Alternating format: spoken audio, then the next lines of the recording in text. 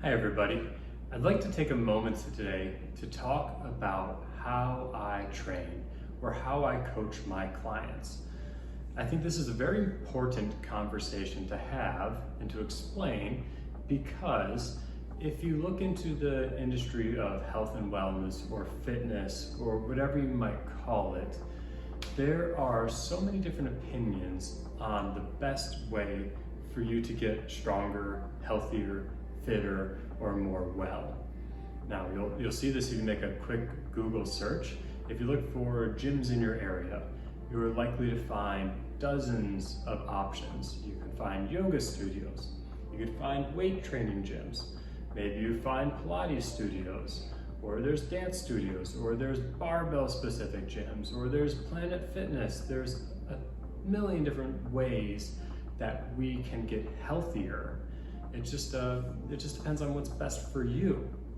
Now, as a coach, I use many of these different things. Like I'll use machines that you see at Planet Fitness. I'll use the barbell. I'll use movements from yoga. I'll use, resistance bands. I like to use dumbbells. I'll use kettlebells often. I don't just use one object or say that the kettlebell is best or Pilates is the only thing you need to be strong. Instead, I take an encompassing approach where I use the appropriate implements for you. And I learned a lot of that through the continuing education that I commit a lot of time and money to. Because number one, I enjoy it, and number two, more importantly, this is where I learn the tools, and this is where I stay up to date on research to help you get towards your goals a little more effectively. Now, when you take a lot of these different classes or courses or read these books, you end up getting different certifications that are such and such specialist, or you become this system certified. You end up with a lot of letters after your name.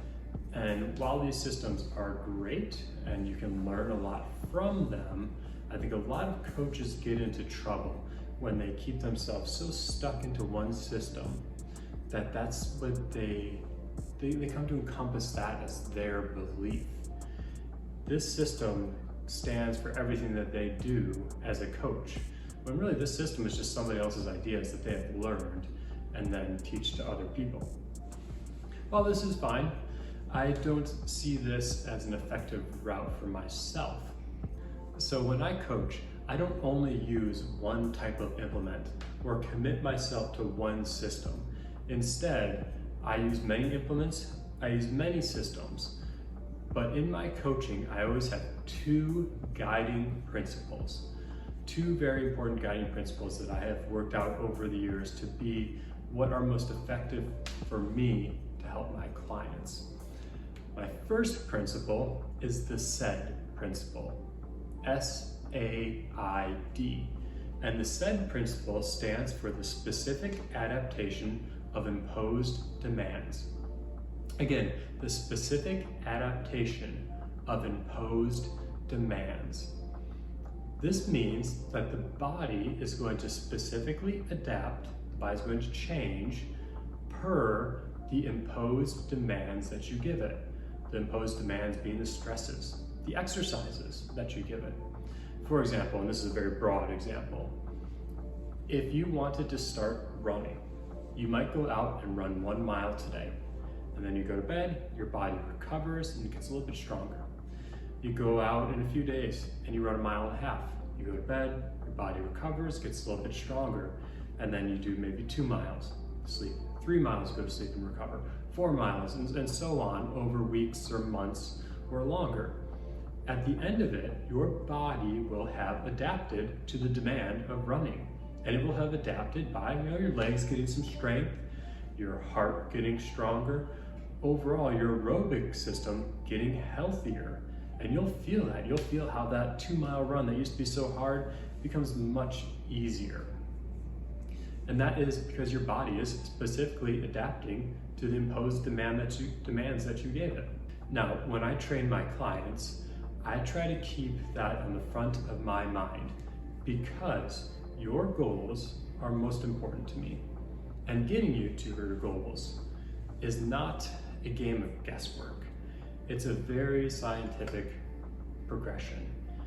Instead of just asking you what your goal is, let's say your goal is to squat more weight. So you want to take a heavy weight, hold it at your chest, lower down to a squat and stand up. I'm not just going to ask you to go run.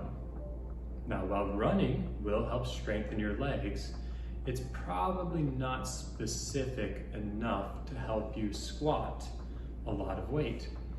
Yeah, it's gonna help your legs, but it's not really like working your legs in the same range of motion. It's not really putting as much stress through your legs. It's not asking your legs to move as much physical weight up and down.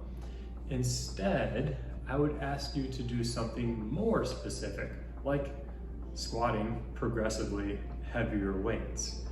Squatting progressively heavier weights would be the specific demand to put in your body to get the specific adaptation of being able to squat heavier weights. Now, these are two kind of basic examples, but really it goes so much more deep. And that's where the science of exercise is so interesting. We as coaches, we study this all the time, and we know what demands your body might need to get the adaptation to get you towards your goals. And really that's a whole lot of fun in my job, is it's kind of figure out the puzzle of what do you need that's most effective and efficient for you without just being extra. Instead, what specifically do you need to help you get towards your goals most quickly? Now, that's my first principle, the SAID principle. My second principle, always, always, always is more important than the first principle, which is very important. My second principle is much more about our relationship together. My first principle, the SAID principle, it's very objective. Whereas my second principle, this one is the meaningful one when it comes to the relationship that you and I have. That second principle, it is compassion. Now, I learned that a coach who works with compassion is a coach who can communicate effectively with their clients. A coach who has compassion will be able to read their clients. And a coach who has compassion is going to help their clients get towards their goals most quickly. Recognizing compassion for me is realizing who you have working with you. Are you working with somebody who's been working out for many, many years? Or are you working with someone who's maybe a little bit nervous coming into the gym because they haven't been to a gym ever? Or are you working out with high school athletes who are doing sport for a specific reason? Maybe it's performance, maybe it's to gain confidence. Are you working out with somebody who wants to lose weight? Where are these people coming to the table? What background do they have? Do they have a lot of experience in the gym? Do they have no experience? Are they self-conscious? Are they very confident? Are they coming to work with me because it's the 1 hour a day that they don't have to make decisions? A compassionate coach will understand these things and will be able to learn these things about their clients.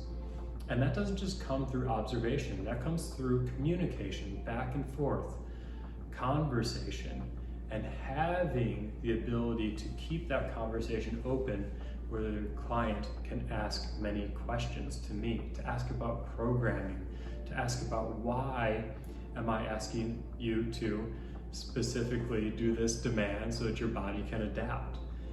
Because if you don't understand why I'm asking you to do something, odds are it's not going to be as effective for you. But if you really understand why and how I want to use this to help you towards your goals, we become a team. We work together. This is a partnership where we're helping you progress towards your goals. When we have that, it becomes less of a transactional relationship. When you and I can work together as a team, that's when the sky is the limit as far as getting towards your goals. Now, these are just my principles. Again, compassion and the SAID principle. SAID being very objective, compassion being a whole lot more meaningful to me though. Now, if you've had a coach before in the past who has worked with compassion forward, as well as a guiding principle such as the SAID principle, you've probably felt it. You've felt how effective that relationship is. If you still have that, I'm so excited for you. If this is something you want to get back to, or if this is a relationship that you've never had before, I'd love to help you find a coach who practices under similar principles as myself. If you can't find a coach who practices under these principles, I would love to be able to help you. Wherever you are in the world, if you're local to me or if you're far away, if you'd just like to have a conversation about principles or have a conversation about finding a coach who shares similar principles to myself, please reach out and I'd love to help you.